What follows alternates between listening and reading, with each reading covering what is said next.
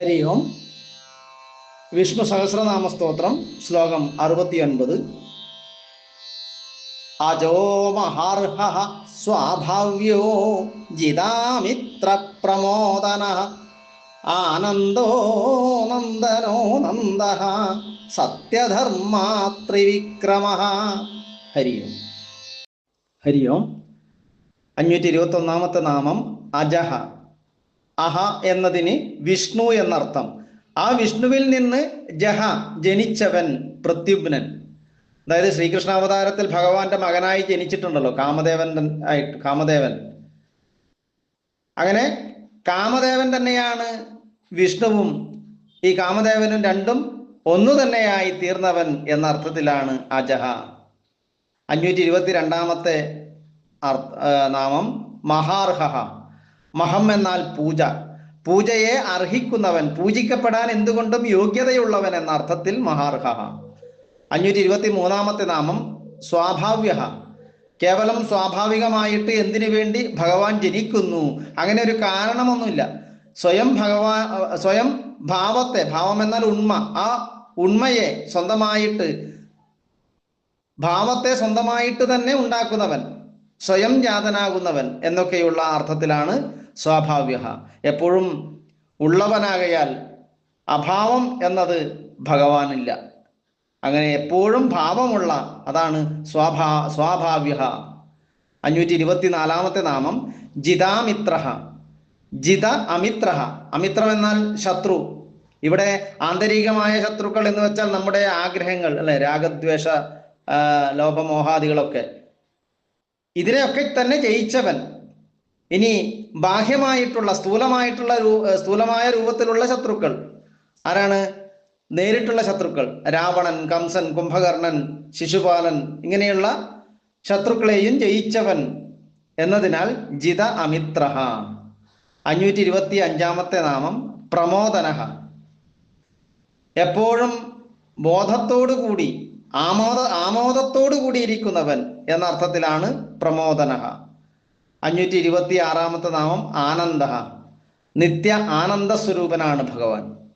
മുമ്പ് പറഞ്ഞിട്ടുണ്ട്, ഭക്തരാണ് എന്ന് ഉറപ്പാണെങ്കിൽ അവർ എപ്പോഴും ആനന്ദ സ്വരൂപത്തിലാണ്.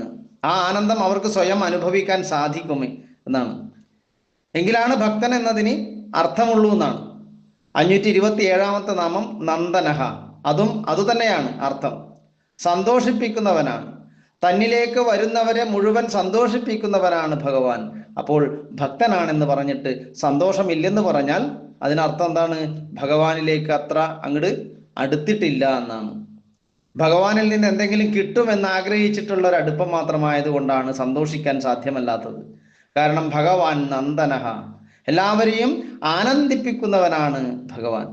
528 നാമം നന്ദഹ. എല്ലാം കൊണ്ടും സമൃദ്ധമാണ് ഭഗവാൻ. അങ്ങനെ നമ്മുടെ ഈ ഭൗതികമായ തുച്ഛങ്ങളായ വിഷയാദികളിൽ ഒന്നും തന്നെ യഥാർത്ഥത്തിൽ സുഖം എന്നത് ഇല്ല. ആ ഭഗവാനെ ലഭിച്ചാൽ മാത്രമേ ശരിയായ സമൃദ്ധി ലഭിക്കുകയുള്ളൂ. ആ സമൃദ്ധിയാണ് നമ്മുടെ ആനന്ദം. അങ്ങനെ സ്വയം സമൃദ്ധനായിരിക്കുന്നവൻ എന്ന അർത്ഥത്തിലാണ് നന്ദഹ. ആനന്ദ സ്വരൂപനാണ് ഭഗവാൻ എന്ന് പറയുമ്പോൾ, ചിക്കാഗോ സർവമത സമ്മേളനത്തിൽ സ്വാമി വിവേകാനന്ദൻ സമ്മേളനമൊക്കെ കഴിഞ്ഞിട്ട് ഒരു പ്രഭാഷണത്തിൽ അവിടെ തൻ്റെ സമപ്രായക്കാരായിട്ടുള്ള ആൾക്കാരെ പരിചയപ്പെട്ട് അവരോട് അദ്ദേഹം ഇങ്ങനെ പറയുകയുണ്ടായെന്നാണ്. ഞങ്ങളൊക്കെ ഇങ്ങനെ വെടി പറഞ്ഞിരിക്കും, തമാശയൊക്കെ പറഞ്ഞിരിക്കും, പൊട്ടിച്ചിരിക്കും എന്ന് പറഞ്ഞപ്പോൾ മറ്റ് മത പുരോഹിതന്മാർക്ക്, മേലധ്യക്ഷന്മാര് ഇത് കേട്ടപ്പോൾ അവർക്കൊരു അസ്വാഭാവികമായിട്ട് ഇത് തോന്നിയെന്നാണ്. അവരൊക്കെ എന്താണ്, എല്ലാവരുടെയും ഒരു ധാരണയുണ്ട്, ഈ സന്യാസിമാരെന്നൊക്കെ പറഞ്ഞാൽ പൊട്ടിച്ചിരിക്കാനോ ചിരിക്കാനൊന്നും പാടില്ല, എല്ലപ്പോഴും ഇങ്ങനെ ഗൗരവത്തിൽ മസിൽ പിടിച്ചിരിക്കേണ്ടവരാണ് അവർ എന്നൊക്കെയുള്ളൊരു ധാരണയുണ്ട്. എന്നാൽ ഈ വിവേകാനന്ദ സ്വാമിജി അങ്ങനെ സന്തോഷമായിട്ട് സരസമായിട്ട് സംസാരിച്ചിരിക്കുകയാണ്. അപ്പോൾ ഇവര് വന്നിട്ട് അദ്ദേഹത്തോട് ചോദിച്ചു, നിങ്ങളിങ്ങനെ തമാശയൊക്കെ പറഞ്ഞിരുന്നാൽ ആളുകൾക്ക് നിങ്ങളോടുള്ള ഒരു ധാരണ ഇല്ലാതാകില്ലേ?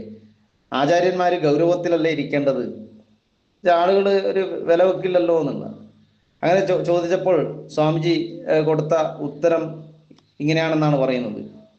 ആനന്ദസ്വരൂപനായ ഭഗവാന്റെ അരുമക്കിടങ്ങളായ നമ്മൾ ആനന്ദിക്കാൻ കിട്ടുന്ന ഒരു അവസരവും കളയരുത് എന്നാണ്. ഇങ്ങനെ മുഖം വീർപ്പിച്ച് മസിലും പിടിച്ചിരിക്കേണ്ട, ഗൗരവത്തിലിരിക്കേണ്ട ഒരു ആവശ്യവുമില്ല. അങ്ങനെ ഒരു ഈശ്വരനും പറയുന്നില്ല. സന്തോഷിക്കുക. മറ്റുള്ളവരെ വേദനിപ്പിക്കാത്ത രീതിയിലുള്ള ഏത് സന്തോഷവും അത് ആനന്ദമാണ്. സന്തോഷിച്ചു കൊള്ളുക.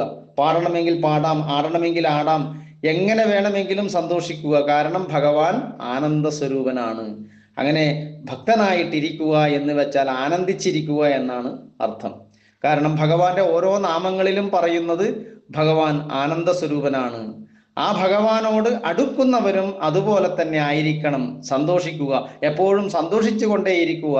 അതിന് പ്രധാനമായും നമ്മുടെ ഉള്ളിലെ ആഗ്രഹങ്ങളെയാണ് ഇല്ലാതാക്കേണ്ടത്. അങ്ങനെ ഒന്നും ഇവിടെ സാധിക്കാനില്ല എന്ന് ചിന്തിക്കുന്നവരുടെ ജീവിതം എപ്പോഴും ഉത്സവമാണ്. അല്ലാത്തവർക്ക് എന്തെങ്കിലും കാരണം വേണം സന്തോഷിക്കാൻ, അല്ലെ? അതേസമയം ഭഗവാന്റേതാണ് നമ്മൾ എന്ന രീതിയിൽ സന്തോഷിച്ചു കൊണ്ടേയിരിക്കുക. കാരണം ഭഗവാൻ നന്ദഹ, ആ സമൃദ്ധിയാണ് ഭഗവാൻ, എല്ലാം കൊണ്ടും സമർത്ഥനാണ് ഭഗവാൻ എന്നാണ്. 529 നാമം സത്യധർമ്മ. സത്യവും ധർമ്മവും തൻ്റെ അവയവങ്ങൾ പോലെയായിട്ടുള്ളവൻ, അത്രയും സത്യസന്ധമായിട്ട് പറയുന്ന വാക്കുകളും പ്രവൃത്തികളും എല്ലാം സത്യസന്ധമായി ചെയ്യുന്നവൻ, ഒപ്പം ധാർമ്മികമായ കാര്യങ്ങൾ മാത്രം ചെയ്യുന്നവൻ ഭഗവാൻ. ഭഗവാന്റെ നാമം മുൻപ് കണ്ടു, ധർമ്മി, ധർമ്മസ്വരൂപനായിരിക്കുന്നവൻ. അങ്ങനെ സത്യവും ധർമ്മവും തൻ്റെ സ്വരൂപം തന്നെയായിരിക്കുന്നവൻ എന്ന അർത്ഥത്തിൽ സത്യധർമ്മ. 530 നാമം ത്രിവിക്രമ. ഇവിടെ വാമനമൂർത്തിയുടെ മറ്റൊരു പേരായിട്ടാണ് ത്രിവിക്രമ എന്ന് പറയുന്നത്. വിക്രമം എന്നതിന് പദവിന്യാസം എന്നാണ്. 3 അടി കൊണ്ട് താൻ എന്തൊക്കെ ആഗ്രഹിച്ചുവോ എല്ലാം നേടി മഹാബലിയുടെ അഹങ്കാരത്തെയും ഇല്ലാതാക്കി 14 ലോകങ്ങളെയും അളന്നെടുത്തു. 3 അടിയാണ് അന്ന് ഭഗവാൻ മഹാബലിയോട് യാചിച്ചത്. ആ 3 അടി കൊണ്ട് ഭഗവാൻ ഉദ്ദേശിച്ചതൊക്കെ നടത്തി. അങ്ങനെയുള്ള ആ മഹത്തായ ആ പദവിന്യാസത്തോട് കൂടിയവൻ, മഹത്തായ ആ പരാക്രമത്തോട് കൂടിയവൻ എന്ന അർത്ഥത്തിലും ത്രിവിക്രമ. ഹരിയും.